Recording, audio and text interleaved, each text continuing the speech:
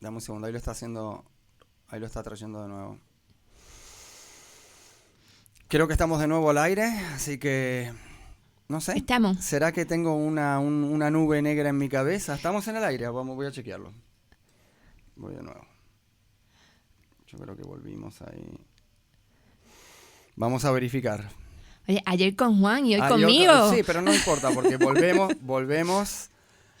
Estamos. Estamos. Acá me está diciendo José Manuela García Oquendo, dice estamos, gracias. Saludos a gracias, Manuela, gracias. uno de nuestros candidatos a la legislatura municipal. Gracias, estamos de nuevo conectados. Pues, ¿qué va a ser?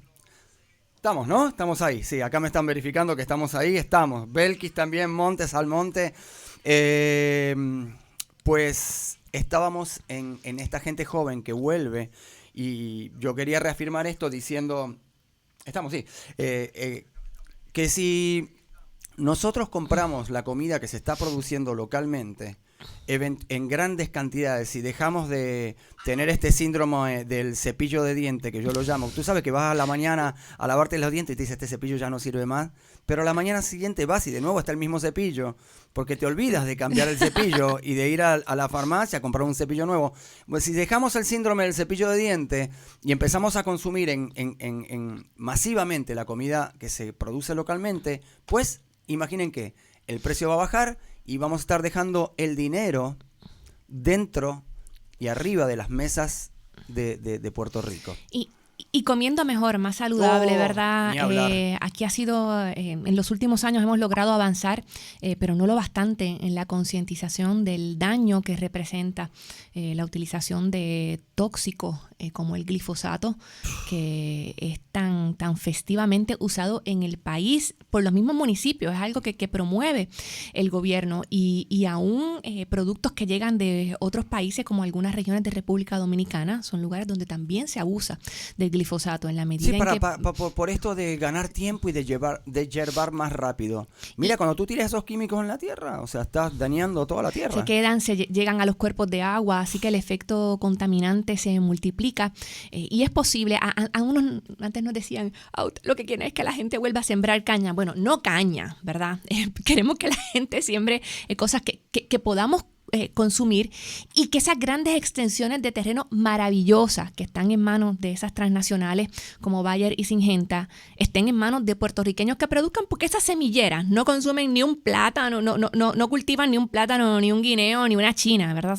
Son semillas destinadas a promover el colonialismo alimentario a través de todo el país, de todo el planeta. Por eso, entonces, cuando nosotros nos mudamos acá, la señora que vivía al lado, que tenía 100 años, que en paz descanse, María, me dice, mire, mijo, cuando venía, yo me bajaba del avión de trabajar de afuera, venía y me venía a la obra a trabajar, porque con mi esposa no teníamos el dinero para pagar la renta y pagar la casa. Así que esa era la realidad.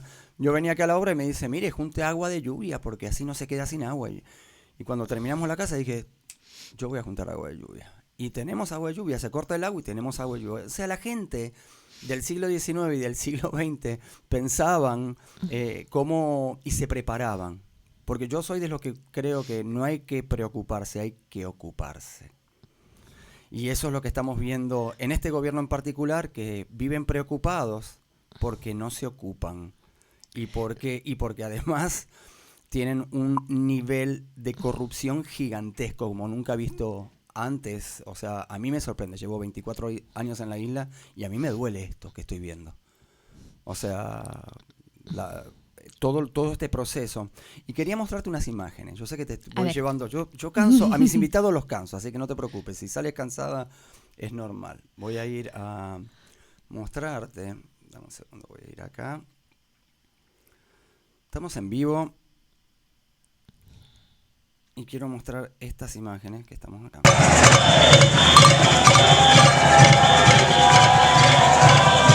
El verano. Estamos viendo imágenes del verano del 2019.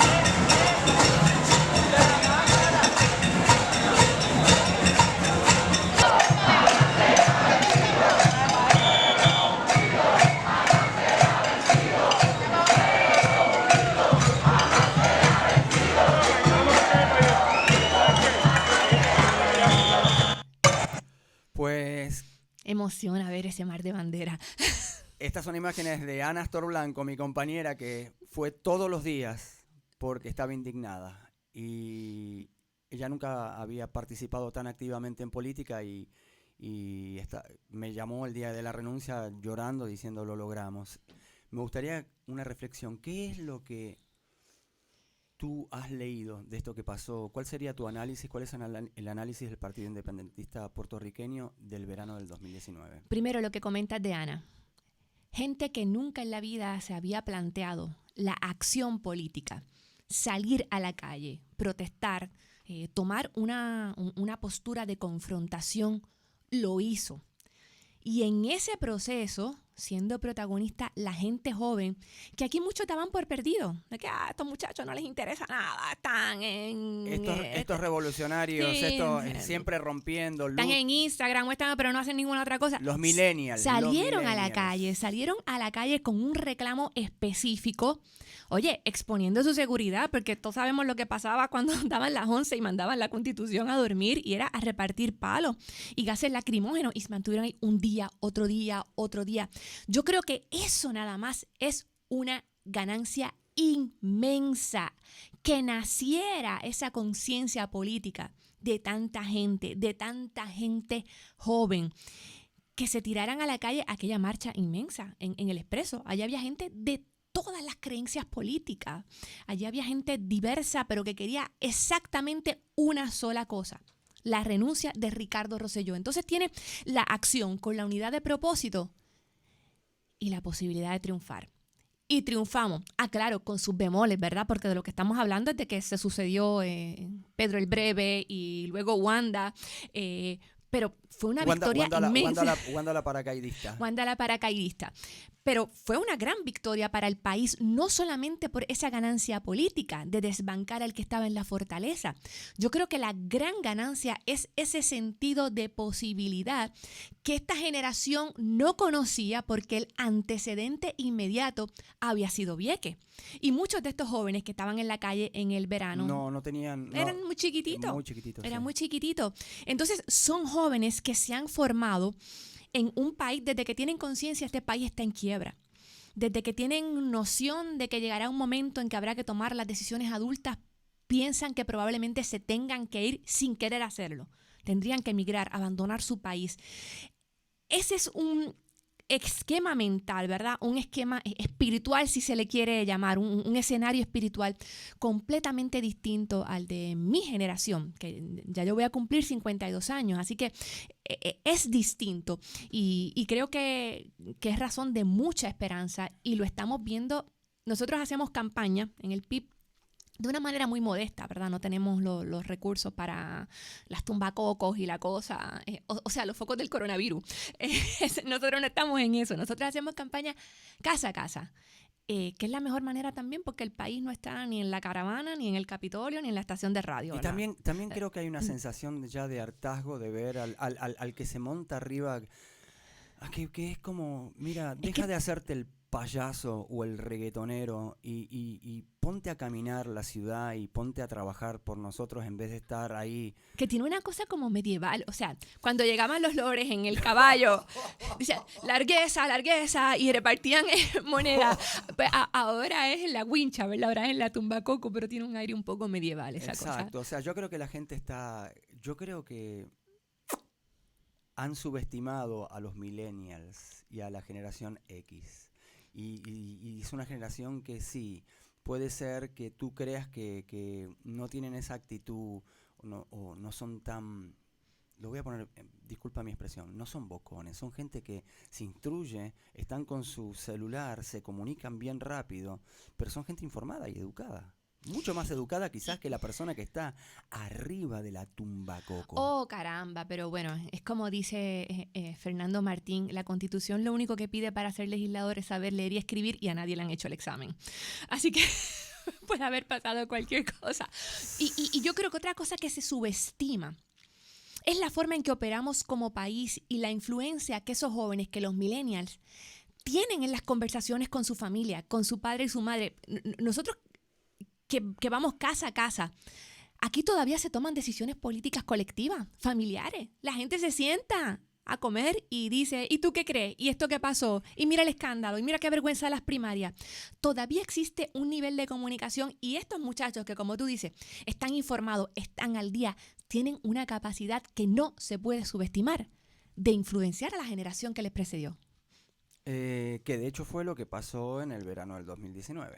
Los jóvenes sacaron a los mayores. A los abuelos. Yo vi abuelos caminando, o sea, fue algo y cabe recalcar, y lo ha recalcado mucha prensa internacional, que no hubo que disparar un solo tiro. Acá no pasó una revolución donde hubo muertos a escala, como pasó en Georgia o como pasa en otros lugares donde hay convulsión social, o sea, cataclismo social. Esto fue tan y tan masivo y era tan bochornoso lo que uno estaba leyendo en esas 900 páginas que no había espacio para que el ex mandatario se agarrara de las manos y tratara de hacer un ad-op, o sea, una operación de prensa diciendo, no, ahora me arrepentí. O sea, no había espacio para el arrepentimiento. ¿Tiene este gobierno espacio para el arrepentimiento con todo esto que ha pasado ahora? Con temas que a ti te competen, porque tú estabas bien al tanto de lo que estaba pasando en la Comisión Estatal de Elecciones con los vagones. Y tú estabas bien al tanto de la bitácora de quienes mandaban. Cuéntanos un poquito, para que la gente, yo quiero que ustedes, y cuando este programa se repite y la gente lo vea, quiero que no pierdan la memoria y que no se queden en el chat, porque acá pasaron más cosas y siguen pasando, ¿ok? Cuéntanos un poquito de la Comisión Estatal de Elecciones. ¿Qué pasaba con los vagones? ¿Quién mandaba a sacar los vagones?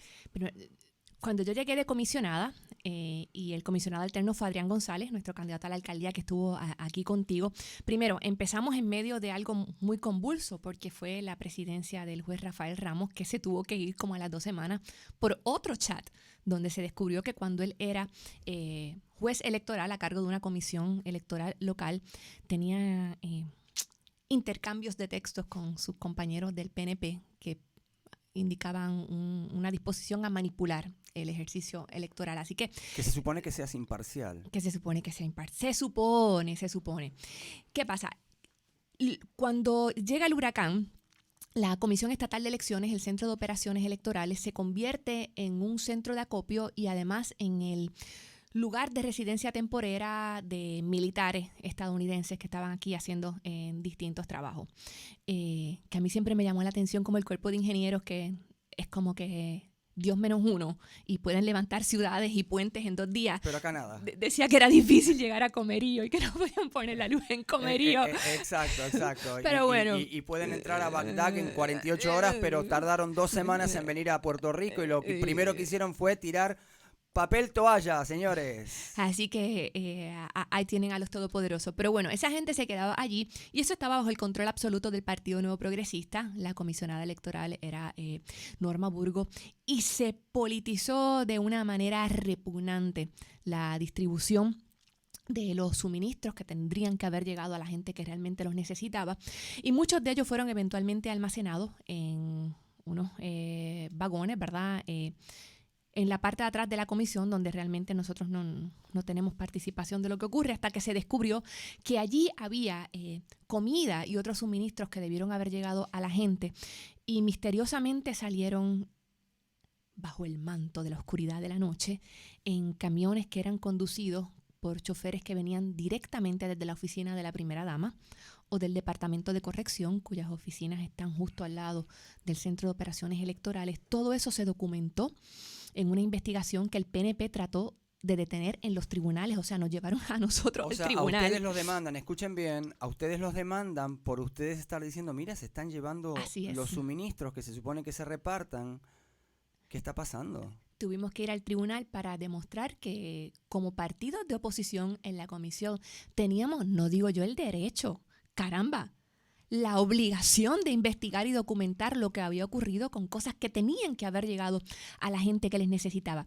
Y mira cuánto les dolió, en la reforma electoral, la nueva ley electoral, hay un parrafito, o sea, que tiene como que mi nombre con los 2 apellidos escritos, porque dice que se prohíbe que los comisionados electorales investiguen cualquier otro asunto, cualquier tema, cualquier cosa que pase, si no está directamente relacionado con lo electoral, o sea, qué sé yo, con cómo se preparan las tarjetas o cómo se maneja el registro electoral, si no tiene que ver exactamente con el voto, están amordazados y con las manos atadas y tienen que quedarse mirando lo que pasa, y ese es el resultado directo de esa investigación cuyos hallazgos llegaron a la oficina ¿de quién? De Wanda Vázquez. Wanda Vázquez, Cuando señores. era secretaria de Justicia. Exactamente, que ella tiene un parapente. Ustedes saben, esos atletas de China que se metían adentro del estadio. Así ella va cayendo de la Secretaría de la Mujer a la Secretaría a Justicia, y de Justicia por obra y gracia del Espíritu Santo. Tengo otra foto para... A mí me gusta, ustedes saben que a mí me gusta la ciencia y a mí me gusta ser bien preciso. Hay un número que es 40 millones. Voy a mostrarte algo para poder refrendar y poder ampliar lo que estamos hablando. Uy. ¿Ok? No pierdan la memoria. No pierdan la memoria. Esto fue lo que no investigó Guantanamera, señores, porque no tengo ningún respeto por una persona que no investiga a criminales y no tengo ningún respeto por una persona que se hace de la vista gorda de la corrupción. Para los que no reconozcan, esas son las botellas de agua. 40 millones de botellas de agua en Ceiba, que no en la pista de aterrizaje de Ceiba, que se suponía que le tenían que llegar a los damnificados por el huracán María. Mientras escuchábamos las historias de la gente, que tener sed, literalmente tener sed, ¿verdad? O sea, no es una figura poética, no es una exageración. Gente que no tenía agua para tomar, gente que dependía de que llegara cuando llegara un camión cisterna para bajar desde su casa. Tanta gente mayor que en punto no podía, dependía de la buena voluntad de sus vecinos. Y en eso, lo que mencionaste al principio, en estos tiempos de crisis y de emergencia, estar pendiente del que está al lado. Esa solidaridad. ¿Qué importa de qué partido es? ¿Qué me importa? O sea, la política no puede separar familiares y amigos. La política y la religión no puede separar familiares y amigos. De eso se trata la libertad, de poder expresarse y poder uno definirse con la libertad que quiera sobre las ideas que tenga. Es parte de saber discutir, no pelearse, no agredirse. Y en el caso de una emergencia, no ver a quién uno le va a repartir la comida, ni uno tener el protagonismo, ni siquiera pensar en tener el protagonismo, para que la gente diga, no, nos ayudaron ellos, vamos a votarlos. Bueno, gente como el recién arrestado Nelson del Valle, en la comida que estaban distribuyendo recientemente, estamos hablando de hace par de semanas, colocando su publicidad electoral. Lo mismo ocurrió en Bayamón, lo mismo en otras partes del país. Es que hay que ser malo, o sea, hay que tener algo malo, algo feo en el corazón. Otra foto más tengo para que sigan. Vamos a seguir haciendo este ejercicio de memoria. ¿Ok? Parece que el agua, este gobierno de este cuatrenio lo tiene obsesionado. Eso es un depósito y esto es después de los terremotos. Y gente que entró a depósitos donde había agua de la época de María, 2 años y medio, 3 años antes. O sea, y entonces siempre tenemos este problema que estamos solicitando la ayuda de la Organización Mundial de la Salud para que nos den las pastillas para recobrar la memoria que necesita Mabel Cabezas y Maldonado, a ver si recuerdan en vez de adscribirse a la quinta enmienda, ¿ok? Como les gusta. Mira, no recuerdo. Están los emails. Ahora que muestras lo del almacén en Ponce, cuando los terremotos, nosotros hicimos varios viajes al sur y hicimos un centro de acopio en la sede del partido, y era una cosa tan impresionante. Las caravanas espontáneas. De la gente. Miles de personas llevando cosas a donde se necesitaba. Miles de personas. Y uno se da cuenta de que algunas de las cosas, pues, la gente las recibía, claro.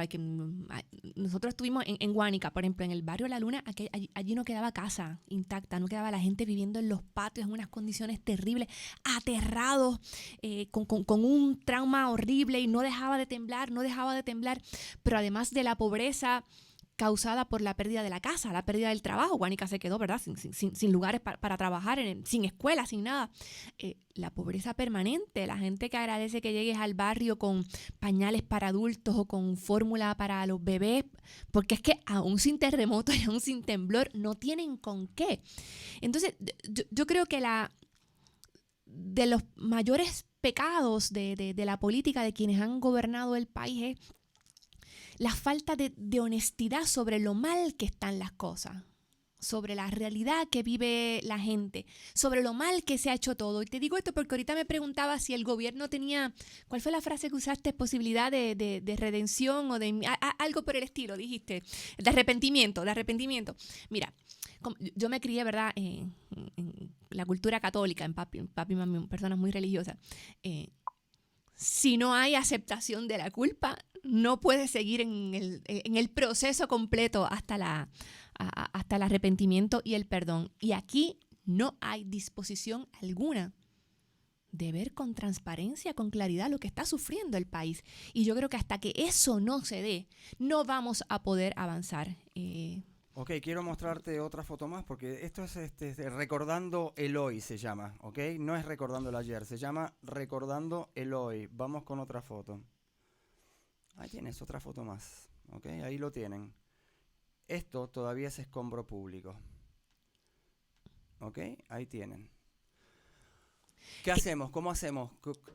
O sea, gente que no tiene, imagínate, gente que no tiene empatía por el agua, por llevarle agua y comida sin que tenga promoción política dentro de las bolsas o de las cajas.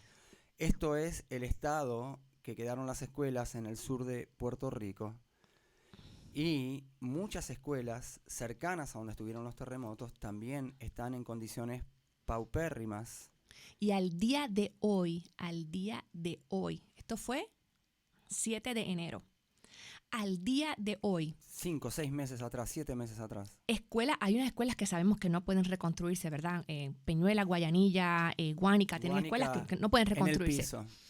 Pero hay muchas escuelas que pudieran hacerse sismos resistentes con una inversión mínima. Y el Departamento de Educación está en la actitud de para allá no voy ni a mirar. Hay escuelas clausuradas bajo el reinado infame de Julia Kelleher, que sí son sismos resistentes. Mira, para que aprendan. Ahí va otra foto, miren, ahí la tienen.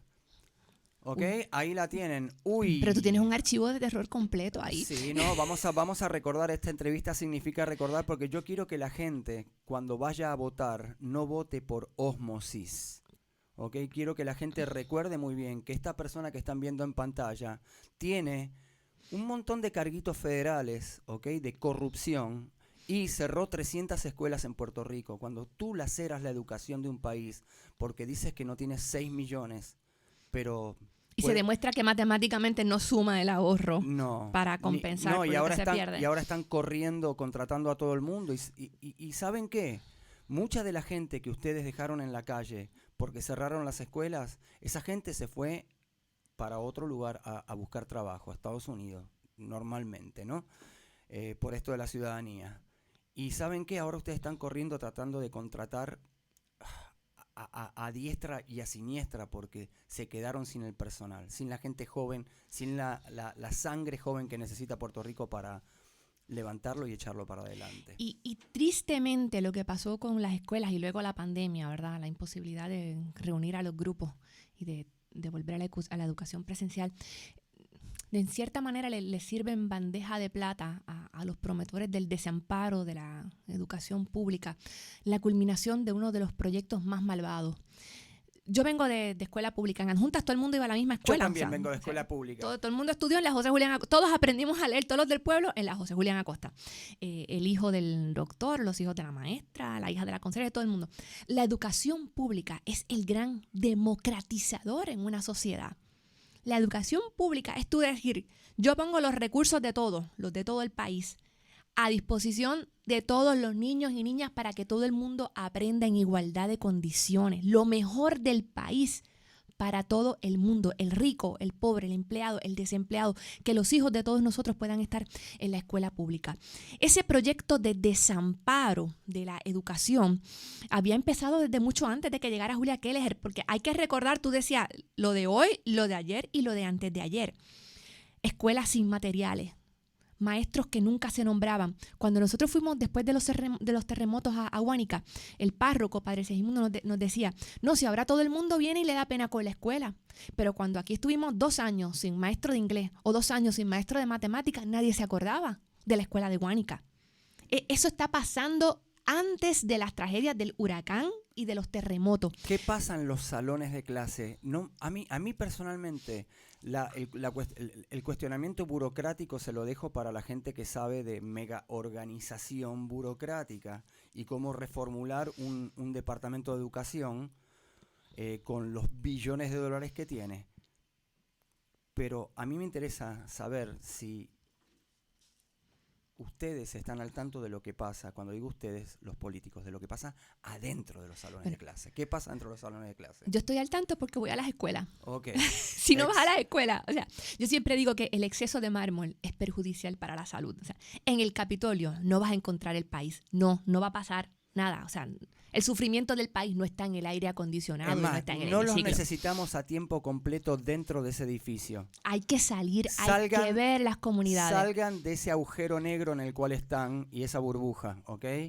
Y esto te lo digo tanto para el Capitolio como para el tribunal, que tiene en sus manos el pleito de clase de Rosalía Vélez de Educación Especial. Pues mira, la jueza y la monitora, mientras estén en el Centro Judicial de San Juan, no saben ni lo que pasa. Nada, no saben. nada. Mira, uno tiene que sentarse con una maestra en el Coco, en Salinas, la maestra llorando que te diga, yo todos los días me levanto sabiendo que lo que hago en este salón no es lo mejor para mis nenes, un grupo especializado de autismo, pero es lo que el departamento me exige y yo sé que esto no sirve y yo sé que el sistema está mal y no me dejan hacer otra cosa, porque depende de las evaluaciones que le hagan, de cumplir con toda la burocracia y el papeleo y todas las cosas que sabemos que no tienen sentido.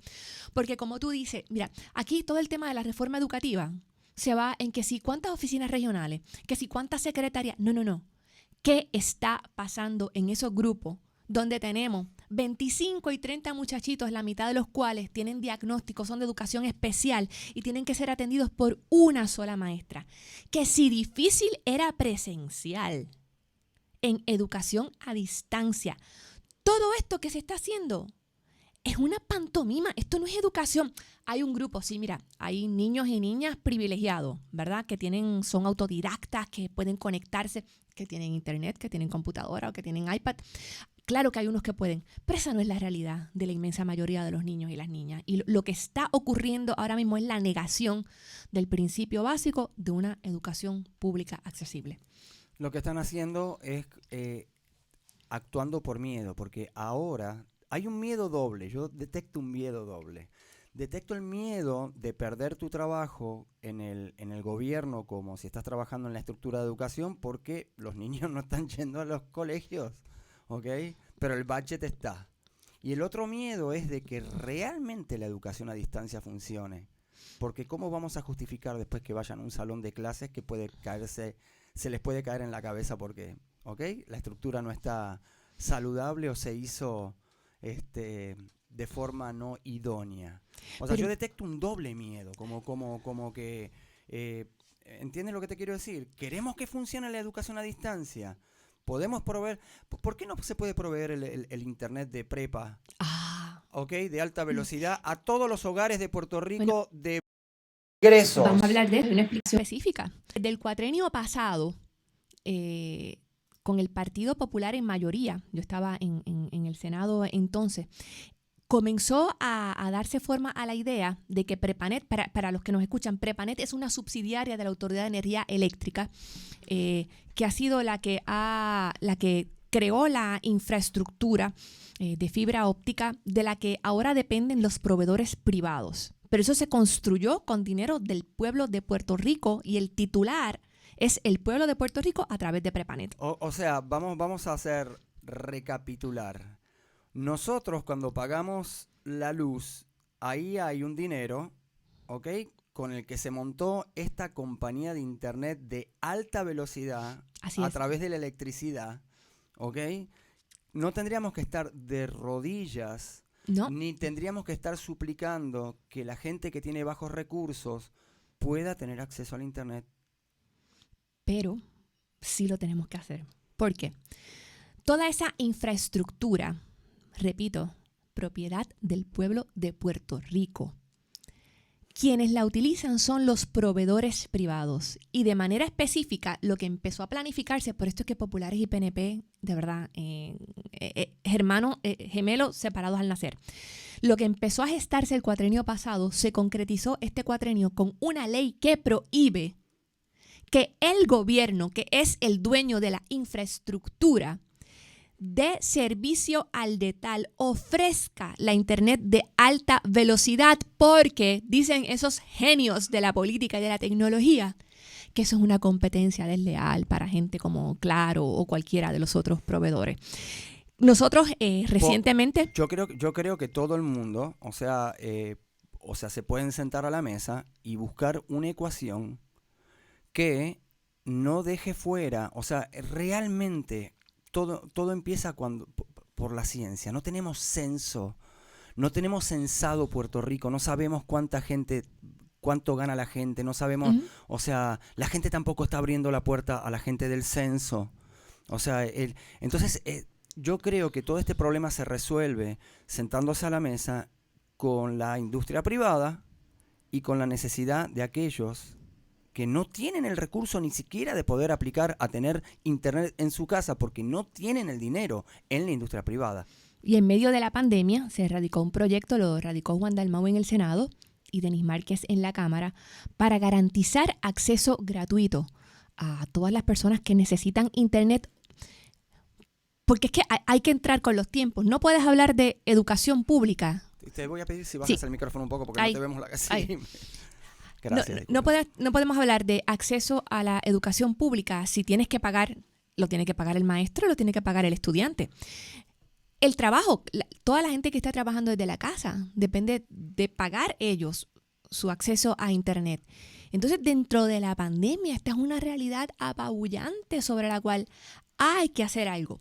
Pero como tú dices, hay un desconocimiento de las necesidades del país y una de las cosas que nosotros estamos proponiendo, el censo federal es un instrumento importante, lo es, o sea, yo creo que la gente lo debe llenar y que esa información debe estar.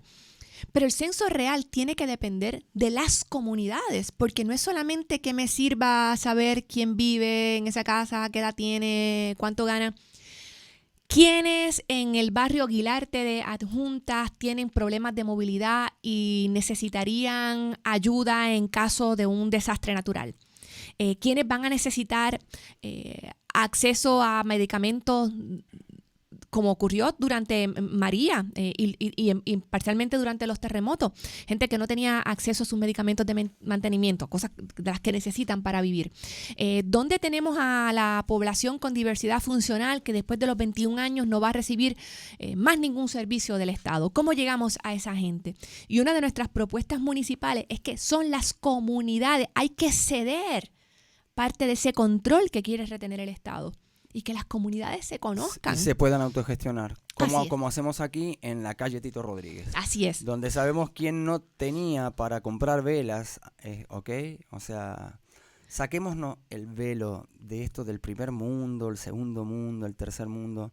Es el mundo donde vivimos. A veces nos va bien, a veces nos va mal. Todos hemos pasado por situaciones en las cuales tenemos un salario y a veces no lo tenemos. Uh-huh. Y podemos ser nosotros los que necesitamos la ayuda también. Pero es parte de perder el miedo y salir afuera en la comunidad y hacer ese censo comunitario. ¿Qué malo puede pasar? O sea, hay cosas que uno dice, oye, no tenemos que reinventar la rueda, no necesitamos estadísticos súper sofisticados, necesitamos gente que salga a la calle y pregunte y toque a la puerta. Y que eso sea un instrumento para la planificación auténtica del país, no la planificación impuesta por el interés económico, ¿verdad? Sino la planificación a mí no me gusta decir desde abajo, desde adentro del país. Desde adentro del país. Y ese es otro tema que quería tocar contigo. El el tema del estatus. Exactamente. Vamos a poner truenos y relámpagos, ¿ok? Ahora sí que se va a poner la cosa buena.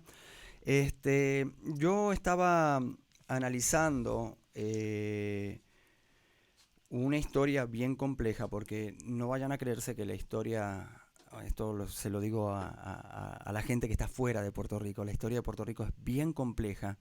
No creo que alguien de afuera puede venir y sintetizarla de la forma más objetiva posible, porque hay muchas cosas prácticas y emocionales al mismo tiempo, ¿no? Yo personalmente creo que cuando uno trato de llevar los ejemplos pequeños a los ejemplos más grandes, ¿ok? El ejemplo pequeño sería, tú naces en un hogar, ¿correcto? Te desarrollas, te alimentan, ¿ok? Y llega un momento que tú quieres dejar de vivir con tu mamá y tu papá porque tienes el llamado biológico, ¿ok? La naturaleza, y tienes además tus inquietudes personales, quieres vivir solo, ¿ok? Quieres independizarte. Y para independizarte, tú necesitas tener como 2 o 3 cosas. Uno, más o menos, consigues tu trabajo, ¿no? Voy al proceso normal, ¿no? Consigues un trabajo, estás ahorrando un dinero y dices, bueno, ok, este es el momento donde yo puedo ir a alquilarme un apartamento, irme solo, pagar mis cuentas, ¿correcto? Uh-huh. Y eso no significa que tú odies a tu madre y a tu padre, ¿ok? Y que los quieras ver muertos en el cementerio. Significa sencillamente que tú no quieres estar más en el rollo de ellos y quieres tener tu propio rollo. Tu rollo, tú quieres desarrollarte, porque es el espíritu de la libertad es una de las cosas fundamentales del ser humano. O sea, no creo que nadie sea feliz 100%. Teniendo que ir a trabajar todo el día o en 2 trabajos. O sea, la gente quiere desarrollarse y tener su tiempo libre y disfrutar de eso que llamamos libertad. Ahora bien, como expliqué al principio, del ejemplo pequeño al ejemplo grande. Ustedes en el Partido Independentista Puertorriqueño, es una pregunta que formulé ayer al candidato a la gobernación, Juan Dalmau. ¿Tienen una arquitectura legal? Porque tú estudiaste leyes también. Sí.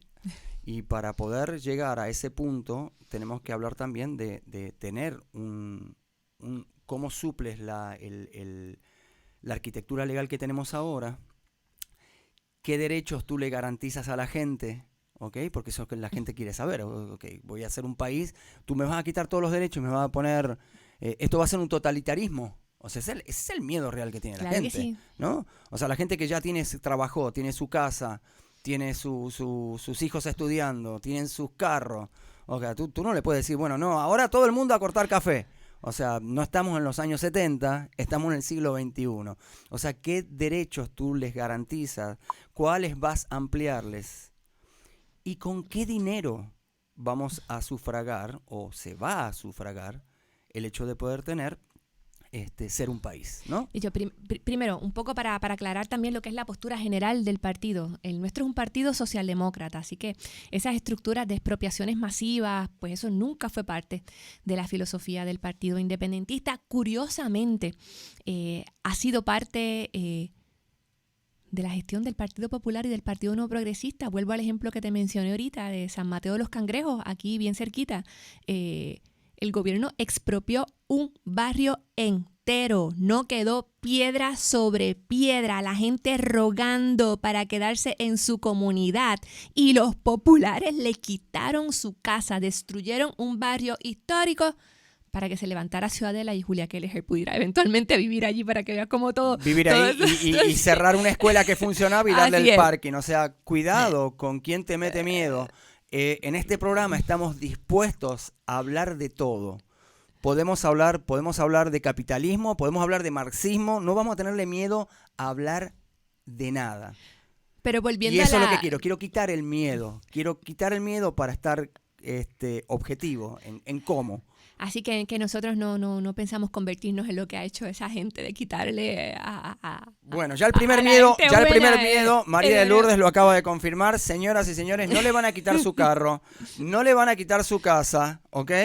Y lo que es mejor todavía, no lo van a obligar a sembrar ni a cortar caña ni ir a recoger café, ¿ok? Ya estamos, sacamos ese. Vamos entonces a la arquitectura legal. La relación con Estados Unidos. Claro, por supuesto. Mira, la relación con lo que hablábamos antes. O sea, tú quieres gozar de tu libertad, no necesariamente tienes que matar a nadie.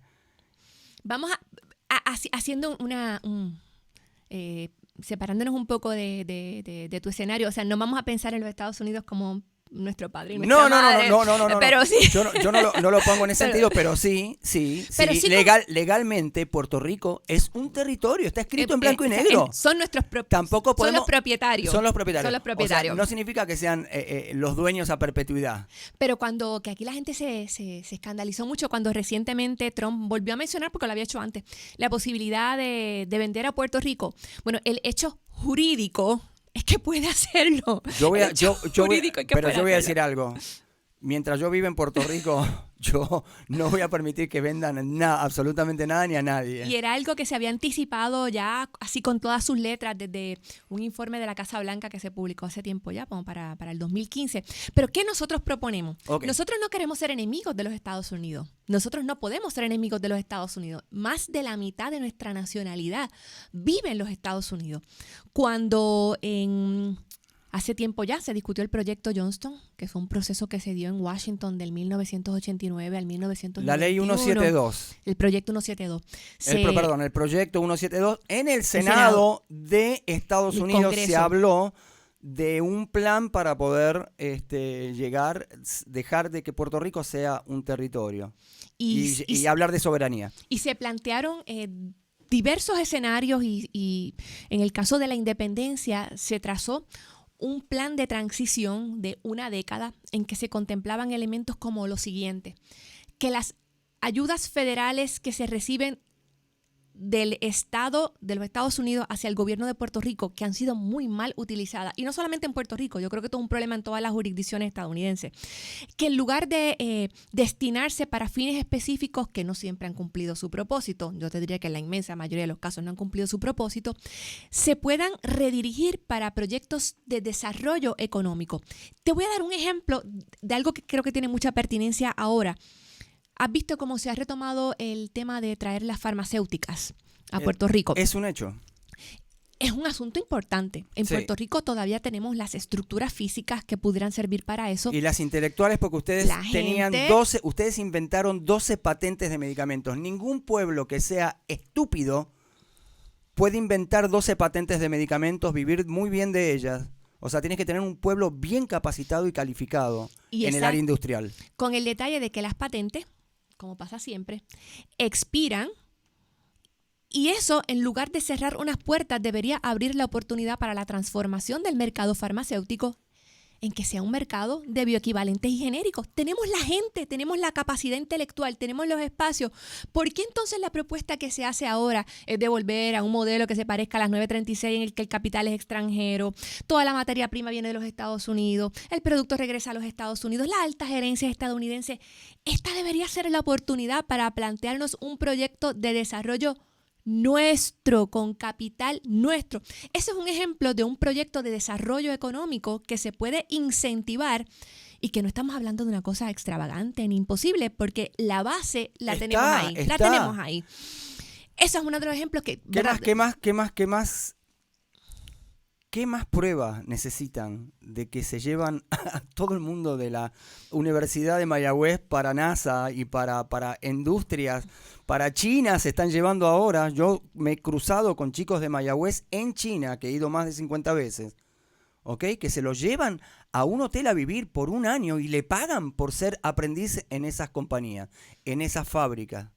Y lo mismo con los egresados de ciencias médicas. ¿Qué más pruebas necesitan? O sea, están capacitados. Qué irónico que el gobierno de Pedro Rosselló fue el que canceló la 936 y ahora este gobierno la quiere habilitar. ¿Por qué de rodillas? ¿Por qué siempre la relación tiene que ser de rodillas? Bueno, yo creo que hay gente con unas deficiencias espirituales muy severas, ¿verdad? Hay gente que van a estar de rodillas hasta el día que se muera. O con sentido común, ¿no? Porque estamos en el siglo Pero, XXI, no estamos tampoco en el siglo XX, se acabó la Guerra Fría ya. O pero sea, también falta capacidad, o sea, hay gente que sencillamente no tiene con qué. Pero ahí te hablaba de ese que es un posible proyecto económico importante. Algo listo, sentido común. otras cosas que se propusieron en aquel entonces. El libre tránsito. Nosotros tenemos, como te decía, más de la mitad de nuestra gente allá. Así que para nosotros sería importante mantener ese vínculo, esa facilidad de traslado entre Puerto Rico y los Estados Unidos. Marina mercante, ¿qué haríamos? No, se acaban Se las leyes de acaba, se acaba. cabotaje Lo tiene- ya. Perdón, lo tienen claro, ¿no? Que después de María, no hay posibilidad, o sea, ¿por qué? La pregunta sería, háganse ustedes la pregunta, mírense al espejo, no importa si usted es PNP o popular, mírese al espejo, usted vivió María y usted vivió ahora los terremotos, mírese al espejo, ¿por qué usted no puede negociar y no puede utilizar una marina mercante más económica y negociar con otros países del mundo? Pero si le preguntas a cualquiera, populares y PNP te van a decir, pero bien, muy tranquilo, no, tienes toda la razón, las leyes de cabotaje nos hacen daño, tenemos que salir de las leyes de cabotaje. Entonces, mete mano, tú sabes, vamos a hacer algo. Son Exacto. malas, son malas. ¿Y qué tú piensas hacer desde el poder? Claro, nadie quiere tocar eso. ¿Por qué? Porque ¿quién se favorece con la ley de cabotaje en este momento? ¿Qué compañía? Miren, yo no conozco mucho del tema, pero, a ver, siento el llamado del Señor y me dice, hay una compañía monopólica en Puerto Rico que se favorece con eso. Todos los que transportan a través de la vía marítima, los que agrupan a los trabajadores de esas compañías. Lo de las leyes de cabotaje. Hay un monopolio ahora. Y vamos a decir una cosa que en los mismos Estados Unidos está siendo retado. No tiene ningún sentido porque lejos de proteger a una industria completa, termina protegiendo a entidades corporativas en particular. Entonces, se está haciendo ese reclamo en los Estados Unidos. Nosotros desde hace mucho tiempo. Pero aquí hay gente que prefiere ver cómo sigue aumentando el costo de todo lo que consumimos, un 10%, un 15%, antes que enfrentar que el tema de las leyes de cabotaje está ligado al tema de nuestra inferioridad política frente a los Estados Unidos, porque ellos son los que mandan, esa es una ley del Congreso y dependemos de la voluntad del Congreso. Okay, o sea que ustedes estarían, vamos a hablar, quiero tocar un tema también, ¿no? Te dije que vas a salir cansada acá. Ustedes tienen también una ventaja, porque ustedes, el tema es que no se produce en Puerto Rico y no se exporta. Al Entonces, contrario. tú estás hablando de los fondos federales para producir y ojalá eso pasara, porque a mí me llama la atención después de tantos años ver que no se produce y se exporta, porque la ventaja que ustedes tienen es que ustedes pueden salir a negociar en contratos bilaterales. Que ahora no podemos. Bueno, pero tienen NAFTA. Ustedes están dentro de NAFTA por ser un territorio. Pero no, o sea, ¿cómo pero no con sería conveniente salirse? Eso es lo que yo te llamaba la arquitectura legal. O sea, yo no creo que debamos seguir siendo apéndices de los Estados Unidos en ningún tipo de negociación multilateral porque no nos ha beneficiado. No nos ha beneficiado.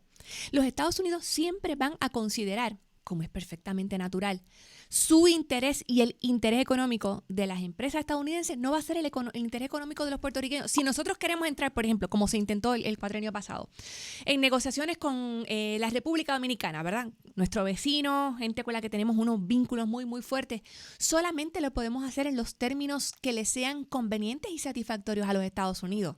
Pues entonces así no se vale. Entonces es un cuento eso de que vas a negociar con República Dominicana o con México o con el país que sea. Recordando que esto es otra cosa que hablábamos al principio de cómo regresar un poco a lo que tuvo este país en un momento.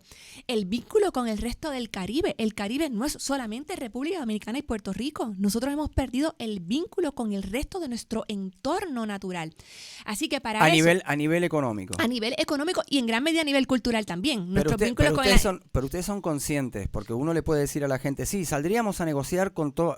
O sea, ahora voy a ser abogado del diablo, ¿ok? Saldríamos a negociar con todo el mundo, pero hacer contratos bilaterales Cuando tú no tienes embajadas en todos los países, ni tienes... Pero también, ahora, oye, claro que estamos Ok. en una posición que no es la de Co- una gran potencia. Claro que sí. Son conscientes de eso Claro también. que sí, pero para eso existen también las agrupaciones regionales, las caribeñas, las latinoamericanas, en las que sí podemos entrar con personalidad propia, con identidad sobre lo que queremos hacer, sobre lo que tenemos que ofrecerle al mundo. Nosotros tenemos, por ejemplo, ¿Qué tiene para ofrecerle al mundo Puerto una Rico? posición geográfica espectacular y probablemente de las cosas más terribles, ¿verdad?, que han pasado aquí en términos de proyectos inconclusos, el Puerto de las Américas, en Ponce. Buf. Eso da ganas de llorar. Tú ves Abandonado. las grúas esas allí Y Mayagüez. gigantescas. Y Mayagüez. Mayagüez, el puerto, Millones de dólares. que por cierto, uno de nuestros candidatos al Senado, Raúl Mari Pesquera, en estos días hizo un video hablando específicamente de la situación del puerto de Mayagüez y cómo está allí muerto. O sea, no sirve para nada. Con una reja que dice no puede... O sea, escuchen bien. Un proyecto millonario abandonado que nadie está dando respuesta, el cual tiene una reja toda oxidada que tiene un cartel que dice usted no puede pasar acá. Así que, ¿qué podríamos hacer con esos espacios? Puerto Rico puede ser un lugar importante de Transbordo de puerto. de valor añadido, pero para eso necesitamos la soberanía y desde el día 1, nosotros lo dijimos con el Puerto de las Américas, es un proyecto espectacular, es un proyecto hermoso, pero siempre va a ser un proyecto incompleto si nosotros tenemos un puerto maravilloso, pero no podemos decidir quién entra y quién sale, ni en qué condiciones o qué tipo de gestión económica se hace en la zona de valor añadido. Me preguntan acá, y lo voy a poner en pantalla para que lo veas. ¿Estás cansada? ¿Seguimos o Seguimos. hay que cortar en Tengo un un momento? ratito, tengo algo a las 12. Ok, vamos más rápido entonces. ¿Cómo sería el salario mínimo? Ciertamente 7.25 no da para vivir en un país con el costo de vida como el nuestro. No es lo que se conoce como un salario de vida. Tendría que decirte yo la cantidad específica que deba hacer en este momento sería algo un poco deshonesto de mi parte. Yo creo que una cosa importante en lo que nosotros estamos proponiendo es que lo que resulte del país soberano que queremos tiene que ser objeto del consenso. Nosotros no queremos, eso es lo que dice el Partido Independentista y esta es la receta en 17 pasos y esta es la forma en que todo tiene que ser. Pero cosas como el salario mínimo en Puerto Rico no se puede vivir con 7.25 la hora y yo creo que eso lo tiene claro todo el mundo. Bueno, el secretario de Trabajo tuvo que admitir que no podría vivir de Estados Unidos, que no podría vivir con 7.25 la hora. O sea, imagínense. Sobre todo cuando es ridículo. En términos de los servicios públicos, tú ves un país tan degradado, ¿verdad? Aquí hay gente que a duras penas paga una escuela privada o que depende de un plan médico privado, que son servicios que debería proveer el Estado de forma gratuita y digna. Ok, voy a mostrar un par de fotos para el final acá del programa. Sencillamente es un informe económico, o sea, de lo que Estados Unidos le envía a Puerto Rico, ¿ok? 4.627 millones de agencias de gobierno, programas de becas, cupones para alimentos y Medicaid, 8.902 millones reembolso, seguro social, desempleo o Medicare. Que un poco para aclarar esa segunda parte de los 8.000 millones, eso es lo que llamamos transferencias devengadas. El seguro social no se lo dan a uno porque le tienen pena a los viejitos. No, porque usted la pagaste por 30 años. Yo no creo que el Tesoro Federal le tenga piedad a nadie. Puerto Rico para Estados Unidos, ¿ok? Ahora vamos a entender por qué, o yo quisiera entender mejor por qué. ¿Por qué no producimos? ¿Por qué? Ahora van a ver 22.600 millones de consumo de productos americanos.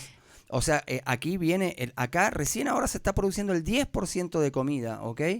34.000 millones de capital expatriado, o sea, esas compañías que vienen y no pagan, o los 2022, como los llamo yo, o los 3x10, como los deberían llamar, porque es 3 Tiger por 10 pesos. Los 2022 que llegan aquí a Puerto Rico y no pagan ni el 4%, no pagan taxes federales, absolutamente nada. De hecho, aquí hay compañías estadounidenses que los decretos de exención contributiva son documentos secretos. O sea, tú y yo tenemos que pagar las contribuciones y eso es es una tasa fija, es lo que diga la planilla. Los decretos de exención contributiva se negocian en secreto y en algunos casos el resultado es que la tasa efectiva de tributación de esas grandes corporaciones... Cero, señoras y señores. Ni un chavito. Ok, Walgreens, CVS. Con, además... Walmart. Subsidios, te acordarás, Home Depot. La ley de empleo ahora de García Padilla era para subsidiar los trabajos miserables, part-time, al salario mínimo que tenían las grandes megatiendas. Era una forma no solamente que tributen poco, ahí lo es tienen que se en les pantalla, subsidia nómina. ahí lo tienen en pantalla y ahora voy a hacer el resumen final.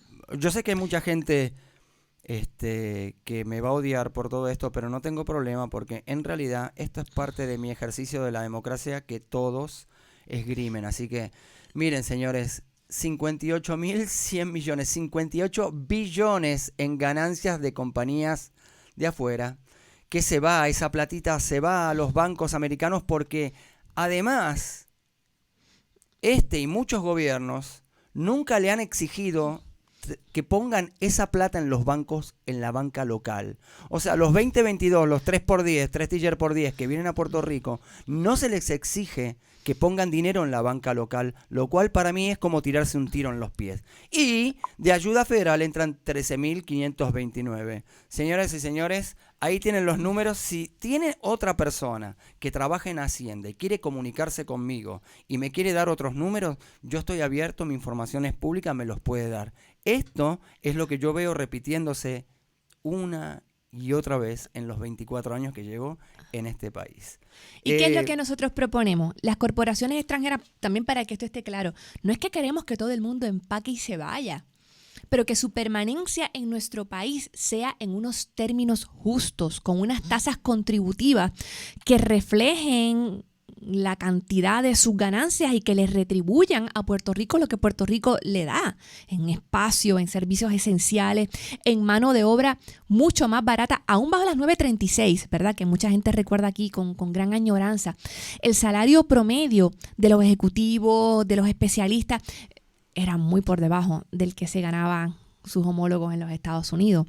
Entonces, pues, es un mal negocio, punto. Como se le quiera ver, es un mal negocio. Entonces ahora se dan cuenta de que producir medicamentos en China les salió el tiro por la culata y vuelven a Puerto Rico y quieren volver a Puerto Rico con las mismas condiciones. Vamos a producir, le damos un trabajito, pero vamos a expatriar todo el capital, nos los vamos a llevar de acá. Y lo otro es que el planeta es bien grande. A los enemigos de la independencia, su mapamundi está un poco contraído. Entonces solamente incluye Estados Unidos como la fuente de todo bien, Puerto Rico en el medio y Cuba y Venezuela como las grandes. Haití. Dejen que los otros países ocúpense. Hay un mundo grande. Mire, ocúpense cada uno de su casa y de su país y dejen que los países se ocupen ellos mismos de sus propios problemas. Esto de estar interviniendo en nombre de la libertad y la democracia, somos adultos, ya lo hemos visto, no funciona y hay otros intereses por detrás. Así que cada cual que se encargue de su problemita y el modelo económico y el modelo político que quiera seguir. Y cada cual que es un mundo libre. Queremos un mundo libre. Ese es el mundo libre. Esa parte de la libertad y la libertad que nosotros proponemos es que el día que en Puerto Rico mandemos los puertorriqueños, tengamos el país que entre todos querramos construir. Mi aspiración es que sea un país solidario. Mi aspiración es que sea un país en que el Estado les responda a la gente, no que sea enemigo de la gente. Ok, ahora al final del programa es... Exacto, ahí te tengo una sorpresa. Te voy a mostrar unas fotos y tú puedes decir o una palabra o un pequeño concepto y... Con lo que yo hablo, una palabra, un pequeño concepto, tarea imposible. Bien fácil, mira, te lo voy a poner. Ahí tienes la primera foto. Corrupción. Ok, ahí vamos. Esa fue fácil, ¿no? Pensé en Denis Márquez en las vistas, que repartió allí de arroz y de masa. Exactamente, por suerte alguien podía preguntar las cosas que había que preguntar. Que eran no como que las obvias, oye. Exacto, dígame usted o lo que iban a preguntar ellos, así, ¿dónde estuvo de veraneo este año? Ok, eso está muy bien. Ahí. Ay, a mí me da mucha lástima. Esa es la palabra. Uy. Pobre, no digas nada malo de él, porque pobrecito no le alcanzan los 7,000 mensuales. No tiene con qué vivir, esa es la frase para Tatito. Uy, como la gente se delata, ¿verdad? Exactamente. Ahí hablando, ok, ahí tiene. Acá, Batman y Robin. Uy, Salimos de uno, falta el otro. ok. Pero no tienes nada chévere por ahí. Sí, tengo un montón. Ay, ¿quién es esa? Esa de las vistas también. Esa es Mabel. Esa es Mabel. Lo que pasa es que tiene el Sí. pelo, se tiñó el pelo de negro para ir a la vista. Como Julia Kelleher, que se le oscureció para verse Exacto. menos agringada. Exacto, Clayrol 5, chicas. Mira, te tengo más fotos. Para que la gente tenga un poco de memoria, ¿no? Clientelismo. Vergüenza. Lo que es el privilegio, ¿verdad?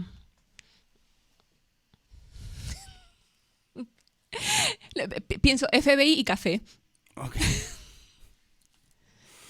Tenía un poquito de highlighter ahí exagerado ella. Para el olvido. Pues aquí la tuvieron. Te agradezco mucho que haya estado con nosotros, María de Lourdes Santiago. Y yo te Sé que te agradezco. pusieron una posición difícil al final, pero yo quiero que la gente tenga memoria. Esa es mi más importante labor de poder comunicar aquí desde Barrio Obrero, ¿ok?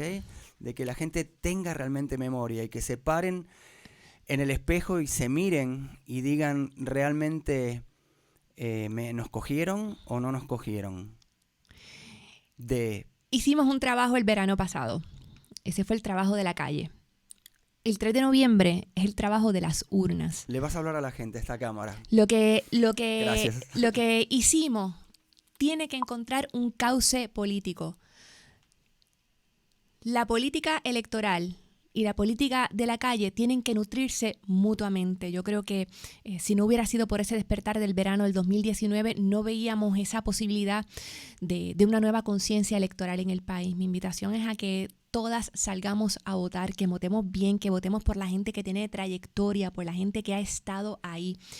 Esa es nuestra responsabilidad. Pueden pasar cosas importantes este 3 de noviembre. En el Partido Independentista tenemos candidatos y candidatas a todas las posiciones electivas y yo puedo decir lo que no puede decirle a ninguno de ustedes, ningún popular y ningún PNP.